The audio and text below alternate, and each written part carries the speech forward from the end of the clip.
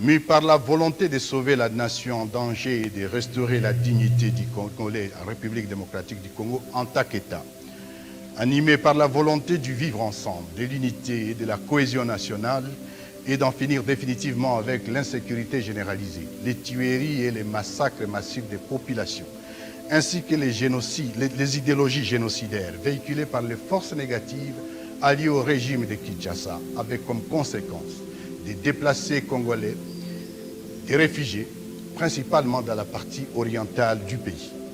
Convaincus que les statuts et le bien-être du Congo ne dépendent que des Congolais eux-mêmes et pas d'autres, considérant que la problématique de l'insécurité et l'instabilité consécutive à la faiblesse, sinon à l'absence de l'État, dure depuis plus de 3 décennies sans aucune solution durable.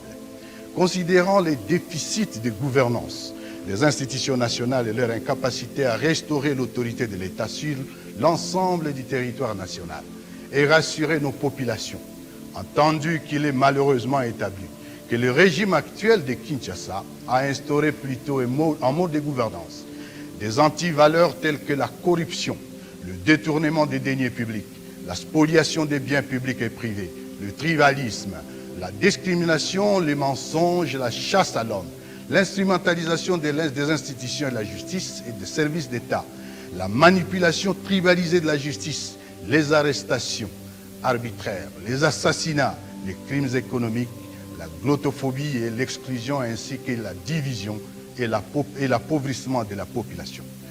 Vu que le régime de Kinshasa a fait le choix délibéré de sous-traiter la sécurité nationale en utilisant la guerre comme fonds de commerce, sacrifiant les forces armées de la République démocratique du Congo au profit des mercenaires étrangers et des forces négatives qui écument l'est du pays, y sémant mort et désolation. Étant donné que le gouvernement de la RDC viole délibérément la Constitution, les lois de la République et tous les traités internationaux conclus par notre pays, étant tous témoins de la confiscation du processus électoral en cours par le même régime à tous les niveaux et sa décision d'opérer un coup d'État électoral, nous basons sur l'article 64 de la Constitution de la République démocratique du Congo.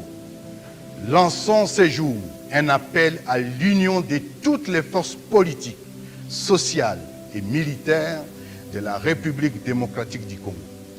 Décidons d'œuvrer ensemble pour la mise en place d'une dynamique structurée pour la refondation de l'État et la résolution des causes profondes des conflits récurrents pour le retour de la paix définitive en République démocratique du Congo.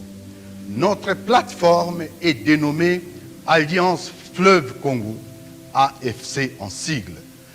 Notre appel s'adresse précisément aux groupes et sensibilités ci-après. Les partis politiques, les plateformes de la société civile, les forces de résistance et d'autodéfense populaire, les forces armées de la République démocratique du Congo, FARDC, les leaders communautaires et de la diaspora.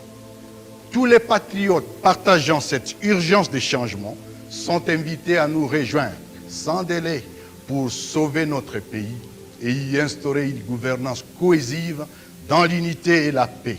La refondation d'un État qui assure ses responsabilités régaliennes, fondées sur la loi et qui assure la sécurité de tous.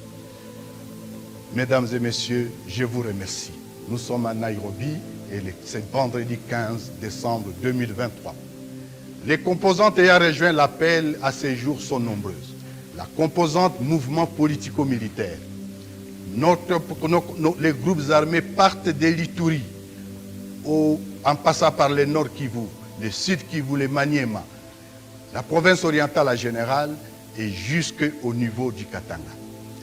Bien entendu, à part les groupes armés qui sont déjà avec nous, nous comptons à ce jour autour des 17 partis politiques et 3 regroupements politiques dont on tait les noms pour des raisons que vous connaissez.